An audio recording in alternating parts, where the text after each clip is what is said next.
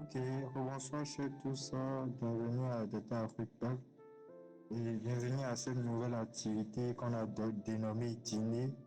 Le dîner, il s'agit de quoi? Il s'agit d'un creuset où nous allons partager nous allons nous mettre à jour par rapport aux différents outils IA qui sont en vogue maintenant. Étant passionné de data science, que nous soyons étudiants ou bien professionnels, il y a beaucoup d'avancées qui se font maintenant en ce qui concerne les IA et autres. Mais nous sommes souvent occupés par nos codes et tout.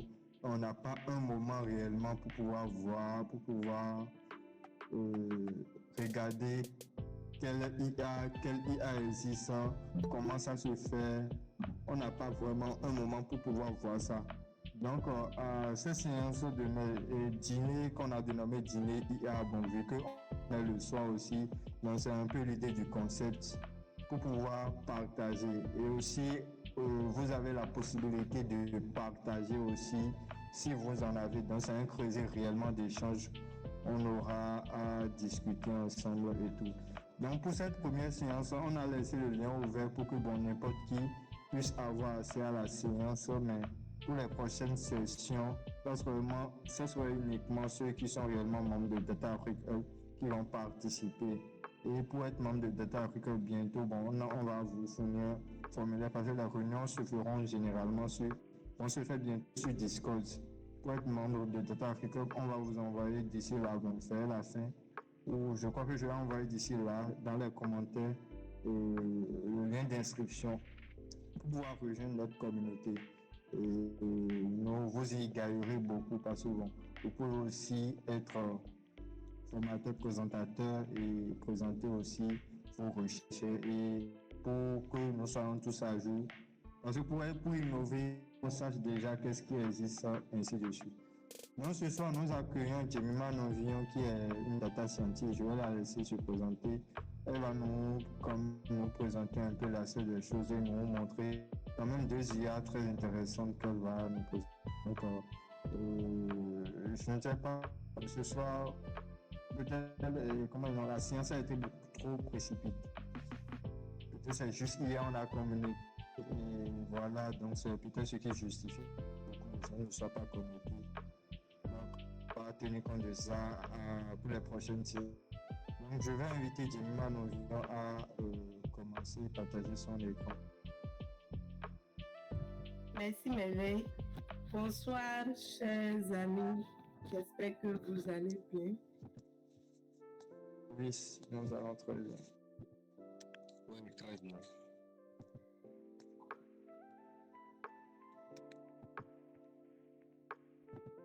Ok, j'espère que vous voyez mon écran. Oui, Super. D'accord. Bienvenue au dîner. Moi, c'est Jemima Novion. Je suis data scientist et je suis contente de partager ce moment avec vous ce soir. Donc, nous allons parler de l'intelligence artificielle. Vous n'êtes pas sans savoir que aujourd'hui, c'est un mot qui est vraiment utilisé partout, un mot qu'on entend partout. Et donc, avant d'aller dans le vif du sujet, on va essayer de comprendre quand on parle d'intelligence artificielle, qu'est-ce que c'est de manière très brève et simple et quelles sont les applications de l'intelligence artificielle aujourd'hui dans quelques domaines et pourquoi aujourd'hui, en tant que data scientist, pourquoi il est important d'explorer les outils d'IA. Et on va aller faire une phase pratique où nous allons parler de deux outils d'IA qui seront très importants pour vous. Et puis après, on ira à une phase de questions où vous pourrez poser toutes les questions. S'il y a quelque chose que vous n'avez pas bien compris ou également s'il y a un apport, vous pourriez vous prononcer dessus. Donc, qu'est-ce que l'intelligence artificielle? On l'entend partout, que ce soit sur les réseaux, partout et tout.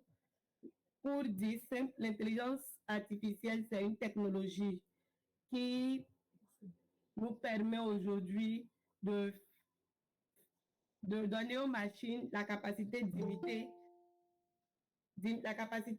l'intelligence humaine. Donc, grâce à l'intelligence artificielle, désormais, les machines peuvent faire ce ce qui était normalement réservé aux humains. Donc, ce qui nécessitait une intelligence humaine, la machine arrive à simuler cela et arrive aujourd'hui à faire ce genre de tâches. Donc, maintenant, quelles sont les applications qui ont été déjà faites en utilisant l'intelligence artificielle dans divers domaines? Nous allons prendre juste 3 domaines et il faut dire qu'il y a aujourd'hui beaucoup de domaines où l'intelligence artificielle a déjà eu des réalisations, mais nous allons parler juste de 3 domaines.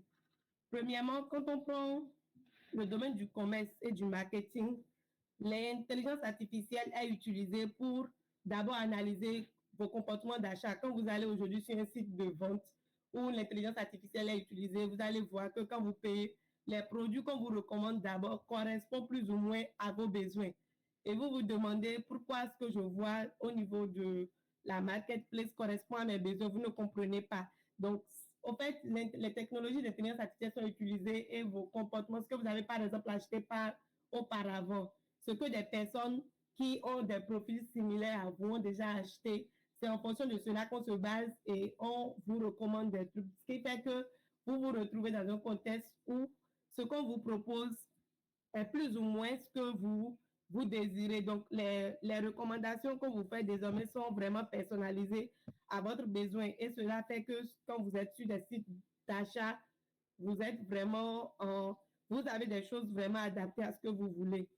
Donc, également dans le domaine de l'éducation, l'intelligence artificielle est utilisée pour pouvoir personnaliser l'enseignement. Quand vous allez sur les sites où l'IA est utilisée aujourd'hui dans le domaine des sites en ligne, des sites d'apprentissage en ligne, vous allez voir que le cours qu'on vous affiche lorsque vous remplissez les informations de base, ce qu'on vous affiche par exemple comme cours et également les exercices qu'on vous affiche ne sont pas des trucs standards qu'on affiche à tout le monde. Selon votre profil, selon les réponses que vous donnez aux exercices et tout, on vous donne des questions qui correspondent à votre niveau de compréhension. On vous donne des cours qui correspondent exactement à vos besoins d'apprentissage. Donc, c'est également utilisé pour vraiment personnaliser l'enseignement de telle sorte que vous n'apprenez que ce que vous voulez, que ce dont vous avez réellement besoin. Aussi, dans le domaine du développement informatique, l'intelligence artificielle touche également le domaine informatique, surtout dans le domaine du développement. C'est utilisé pour générer du code. Il y a des outils d'intelligence artificielle que vous pourrez utiliser aujourd'hui pour générer du code. C'est utilisé également pour identifier les bugs au niveau du code qui est écrit. C'est également utilisé pour identifier les erreurs, les bugs, comme je l'ai dit, et aussi pour améliorer la qualité du code. Donc, l'IA aujourd'hui est utilisée dans presque tous les domaines, dans beaucoup de domaines. Et concrètement, dans le domaine informatique, quand on parle du développement, voilà ce qui est fait déjà au niveau de l'intelligence artificielle. Maintenant, pourquoi on parle aujourd'hui des outils d'intelligence artificielle? Pourquoi, en tant que data scientist, il est important que vous vous intéressez à tout ce qui est fait comme outil d'intelligence artificielle? Le domaine de l'intelligence artificielle est un domaine qui est vraiment actuellement en essor et il y a beaucoup d'innovations et tout. Donc, en tant que data scientist, vous devez vraiment vous avez l'obligation de rester à jour par rapport aux innovations dans le domaine. Cela vous permet de comprendre qu'est-ce qui est déjà fait, qu'est-ce qui auparavant ne pouvait pas être fait, mais qui aujourd'hui, grâce à l'intelligence artificielle, est fait. Et cela également vous permet de voir tout ce qui a été fait par d'autres et comment vous pouvez l'adapter au contexte africain. Donc, le fait que peut-être on parle des outils d'IA, vous vous dites non, ça ne me concerne pas et tout. Vous allez vous retrouver à un moment donné où vous avez besoin peut-être d'un outil que vous voulez utiliser, mais vous n'avez pas l'information. Donc, il vous faut vraiment rester à l'affût de cette information-là, tout au moins, même si vous ne pouvez pas maîtriser tous les outils d'IA qui sortent, de savoir quand même qu'aujourd'hui, l'intelligence artificielle est utilisée pour générer, par exemple, des images, pour générer du code, pour générer du texte.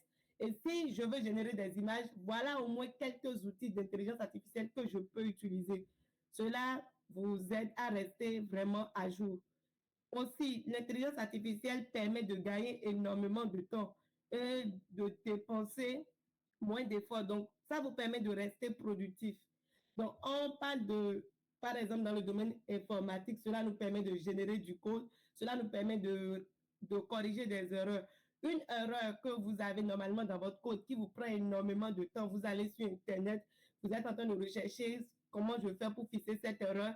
Vous devez tomber sur une page où on parle de, où quelqu'un a rencontré déjà cette erreur et vous devez lire toutes les contributions, toutes les propositions que les gens lui ont fait, ce qui ne correspond pas peut-être forcément à votre contexte. Aujourd'hui, avec les outils d'IA, vous pouvez désormais en même temps mettre votre code, donner l'erreur et vous avez une réponse de solution. Vous avez une approche de solution qui est plus ou moins adaptée à votre contexte. Donc, ça vous fait gagner énormément de temps. Ça vous fait également dépenser moins d'efforts. Aussi, l'intelligence artificielle permet d'automatiser beaucoup de tâches. Donc, quand vous utilisez également les outils d'automatisation et tout, c'est une réduction de temps. C'est également une réduction de l'effort que vous fournissez. Aussi, cela vous permet de vous inspirer, d'avoir de la créativité pour vos projets personnels. Vous pouvez voir, si vous explorez les outils d'intelligence artificielle, vous verrez qu'il y a beaucoup de choses qui sont faites dans le domaine et cela peut vous inspirer pour vos projets personnels parce que peut-être que vous voyez qu'il y a une intelligence artificielle qui est développée ailleurs, qui est utilisée en Occident et vous voyez qu'il y a un même problème qui est actuellement en Afrique mais qui n'est pas encore résolu ou la solution qui est proposée au niveau de l'outil en Occident ne peut pas être directement utilisé en Afrique comme ça. Donc, vous pourrez vous inspirer de ce que les autres ont déjà fait et proposer des projets qui sont innovants, mais qui sont également adaptés au contexte africain. Donc, déjà, voir tout ce que les autres ont déjà fait dans le domaine vous permet, vous, d'avoir une créativité, d'avoir une inspiration et de pouvoir innover dans le contexte africain parce que ici, dans notre contexte, il n'y a vraiment pas beaucoup trop d'outils d'IA qui sont adaptés au contexte africain. Donc, cela reste une opportunité pour vous parce que vous serez les pionniers à utiliser l'intelligence artificielle dans tel ou tel domaine selon ce que vous désirez. Donc, voilà pourquoi il est vraiment important de ne pas fermer les oreilles par rapport à par rapport à tout ce qui est fait au niveau de l'IA, mais également d'y jeter un coup d'œil de temps en temps et de s'informer.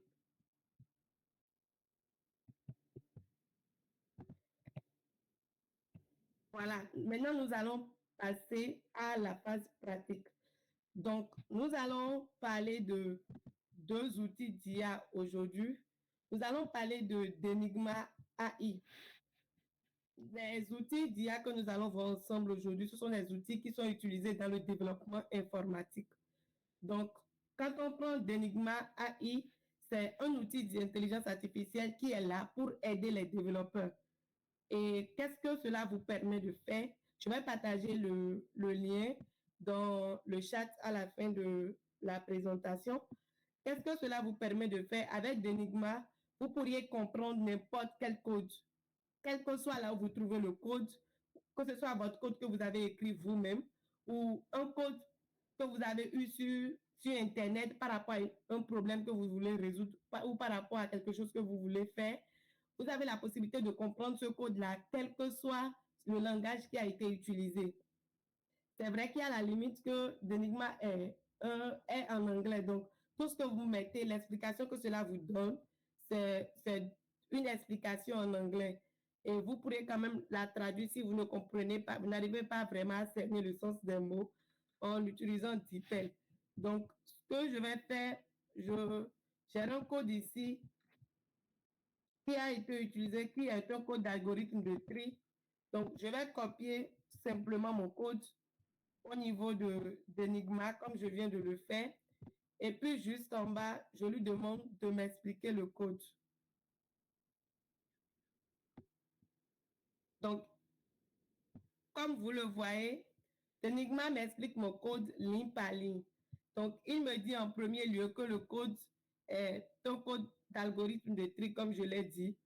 Et si vous avez des difficultés, je vais le copier et aller directement dans un traducteur pour que ce soit directement en français.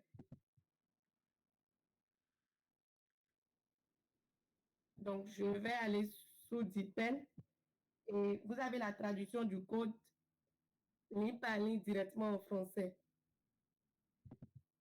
je colle la réponse. Voilà. Donc, le code que je l'ai fourni, je comprends par là que c'est un code d'algorithme de tri par insertion qui est utilisé pour trier une liste de nombres par ordre croissant. Donc, il m'explique que l'algorithme a divisé la liste en deux parties, une partie triée et une partie non triée. Donc, vous allez voir que j'ai l'explication du code, ce qui a été fait initialement, après ce qui est fait à chaque itération, ensuite ce qui est fait, et puis jusqu'à la fin. Donc, avec Denigma, vous pourriez comprendre que ce soit votre code que vous avez écrit ou un code que vous avez vu sur Internet qui résout un problème que vous avez, mais que vous n'arrivez pas à comprendre, peut-être que parce que vous ne maîtrisez pas le langage ou vous maîtrisez le langage, mais il y a quelque part, vous n'arrivez vraiment pas à cerner qu'est-ce qui est fait. Donc, voilà ce que Denigma fait. Et il y a des options où vous pourrez l'intégrer au niveau de VS Code et beaucoup d'autres choses que vous pourrez explorer quand vous aurez le lien de Denigma. On pourrait également, dans le même sillage, parler de Black Boss AI. Donc, Black Boss AI, c'est également un outil d'intelligence artificielle qui est là pour aider également dans le développement, dans le code. Donc, au niveau de Black Boss AI, vous pouvez créer votre propre assistant d'intelligence artificielle qui fait exactement ce que vous voulez. Mais également, vous avez des assistants au niveau de chaque langage. Donc, si, quand je commence par défiler, vous voyez qu'au niveau de Black Boss AI, il y a un assistant Python, un assistant qui peut vous aider dans tout ce qui est code Python. Vous avez un code Python que vous ne comprenez pas, ou vous êtes un débutant en Python, vous voulez comprendre comment on fait en Python, comment on déclare des variables, comment je peux faire telle ou telle chose en Python. Il maîtrise tout sur Python et il peut vous aider de manière convenable. Nous avons un assistant HTML, un assistant GitHub, un assistant JavaScript, un assistant Java, toutes les technologies, plusieurs technologies du moins, un assistant Flutter, un assistant Angular et j'en passe. Donc, on va faire un petit test en utilisant l'assistant Python.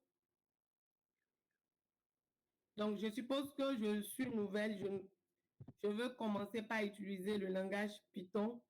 Il suffit juste que je lui demande comment, par exemple, comment on déclare les variables en Python.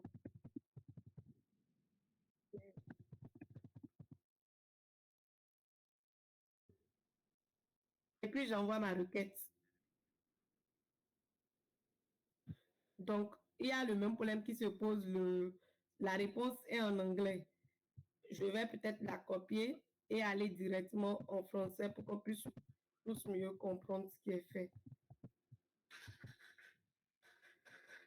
Donc, cela me dit qu'en Python, je ne déclare pas explicitement le type d'une variable lorsque je lui attribue une valeur. Donc, au lieu de cela, ce qui est fait en Python, c'est que Python même détermine automatiquement le type en fonction de la valeur que j'ai assignée.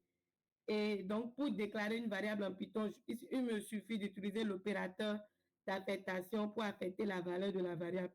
En plus de cela, il me donne un exemple de déclaration de différents types de variables en Python. Donc, l'exemple est juste là. Voilà, où j'ai un entier qui est déclaré, j'ai un float qui est déclaré, j'ai une chaîne de caractères qui est déclarée, j'ai un booléen qui est déclaré, voilà, ainsi de suite. Voilà.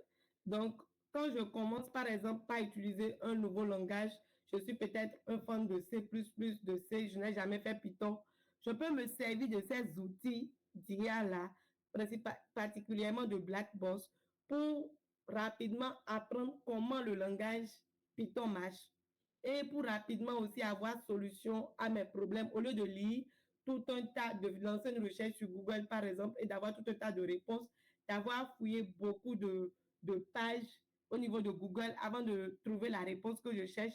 Je peux avoir directement ce que je veux ici.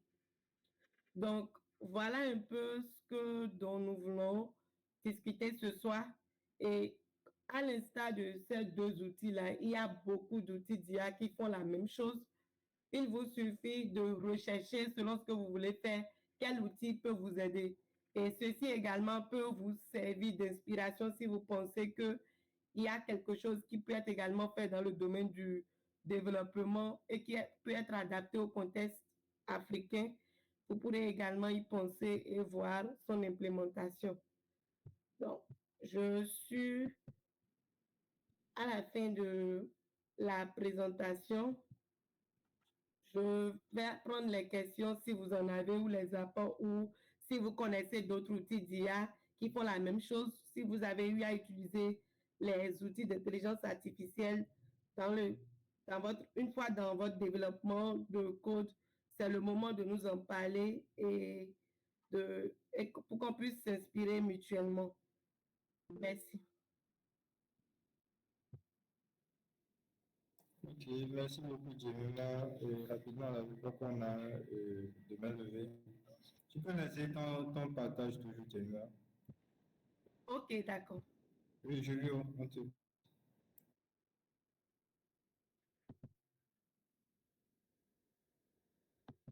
M'excuser, j'ai perdu une partie de la présentation. Donc, j'ai peut-être une question à laquelle vous avez, qui concerne vous avez déjà parlé lors de la présentation. L'outil Labos AI, c'est un outil gratuit, mais c'est un outil payant. Ok, l'outil, vous pouvez le tester gratuitement. Mais néanmoins, si vous voulez l'utiliser, l'adopter, vous devrez payer. Je vous montre. L'outil d'Enigma, normalement, lui, n'est pas gratuit. Vous devez le payer à $4. Lui, par contre, il n'est pas gratuit, mais on vous donne la possibilité de le tester. Mais l'outil Black Boss AI également. Il faut dire que pour tous les outils d'IA, qui sont implémentés aujourd'hui, c'est principalement pour les tests que vous pourrez l'utiliser gratuitement et tout. Mais après, il y a une limite par rapport une limite où vous devez payer selon chaque outil. Mais par exemple, Denigma, c'est à $4 par mois. Et donc, si vous avez vraiment besoin de ça, vous pourriez payer et l'utiliser. Mais les modalités de paiement sont souvent écrites clairement sur chaque site au niveau du pricing. Ok, merci beaucoup.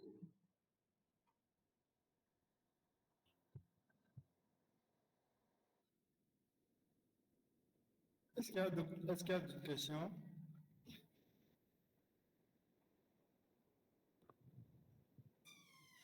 Soit on a tout compris, soit on n'a rien compris.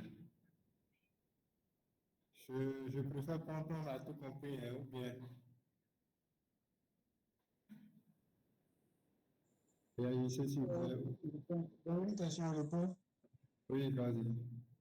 Ok, et merci Guillaume pour ta présentation. Moi, je vais revenir sur qu'on appelle l'IA qui fait la traduction, quoi. Non, c'est pas traduction, l'explication plutôt du code. Donc, est-ce que, comparément à ChatGPT, quoi qu'on utilise, et il explique bien le code que ChatGPT parce que la majeure partie utilise déjà ChatGPT pour explication. Donc, il y a des points clés ou bien des points nouveaux qui sont bien compréhensibles que d'utiliser ChatGPT. Donc, merci. Ok, je vais y aller. Oui, il explique mieux que ChatGPT. Vous allez voir que si le même code est donné à ChatGPT, ce ne sera pas expliqué exactement comme ça. Parce que cet outil-là, il est fait pour ça. Donc, tout ce qu'il fait, c'est juste ça. Donc, il a été vraiment paramétré pour expliquer correctement le code. Par contre, ChatGPT, il est paramétré sur beaucoup de tâches. Donc, c'est évident qu'il soit moins performant sur une tâche spécifique par rapport à un outil qui a été paramétré sur ça. Donc, celui-ci explique mieux et plus le code que ChatGPT.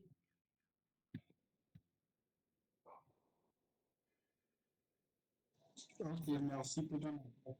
Donc, je n'ai pas encore le lien, mais après, je vais essayer voir, de ma façon, voir si c'est vraiment le cas ou pas, quoi.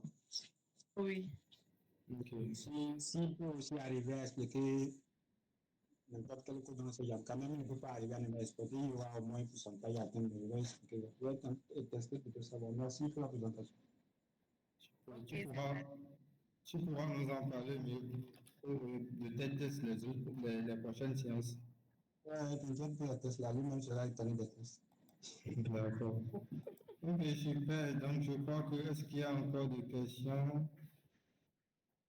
Sinon, un apport peut-être à ce que Jimma nous a présenté ce soir.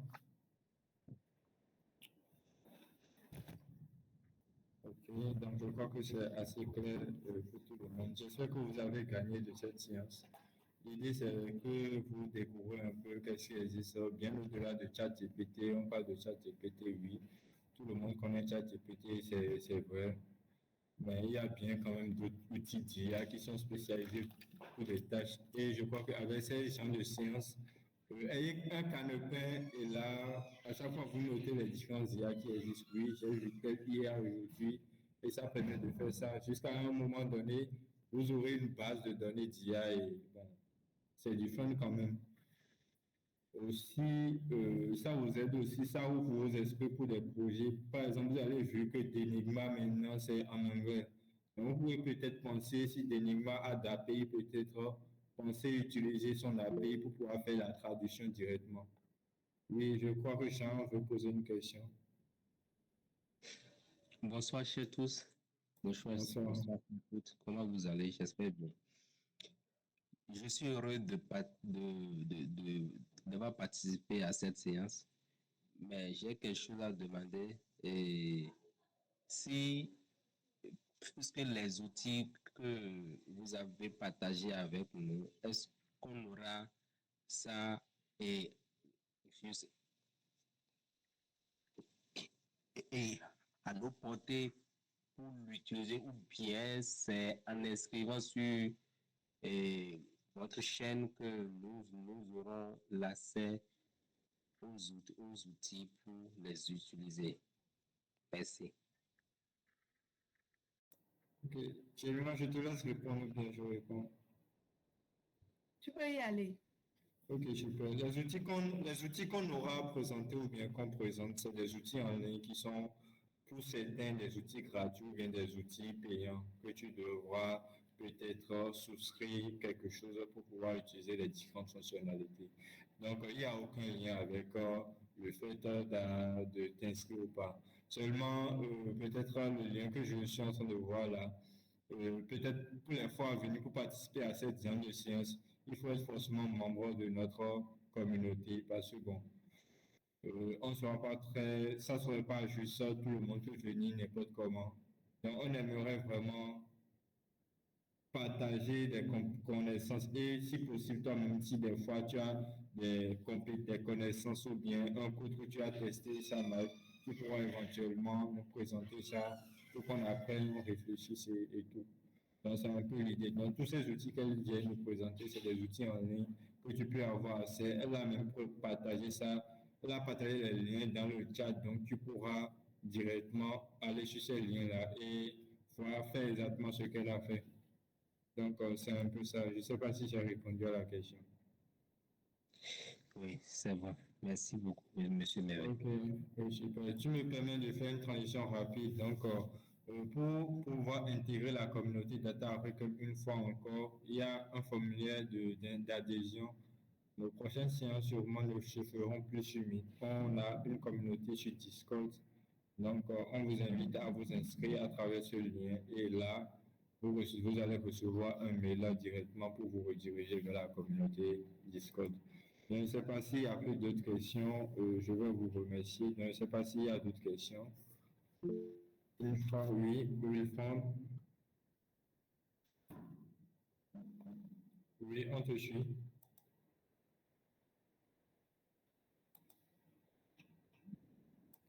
Oui, oui, on te suit. Hein.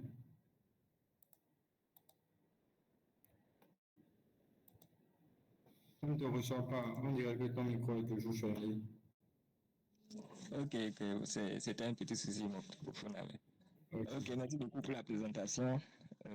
Bon, moi, particulièrement, je n'ai pas de questions. Mais je voulais juste dire que pour la traduction, je pense que en faisant clic droit sur le navigateur, clic droit sur le PC, le navigateur peut permettre de traduire en même temps toute la page, quoi. Donc, je voulais juste apporter ça, en fait. Ok, merci beaucoup pour la première. Je crois que bon, c'est pas tous les navigateurs, il faudra peut-être pour certains navigateurs installer des extensions. Donc, c'est un peu des outils aussi qui nous aident à traduire directement aussi. Merci vraiment pour la peau. Mais également, comme idée de projet, on peut penser rapidement trouver la manière de directement, quand tu as le code traduit, utiliser des traducteurs pour changer l'appli. Ok, en tout cas, en étant ici, on pourra découvrir des projets intéressants et travailler là-dessus.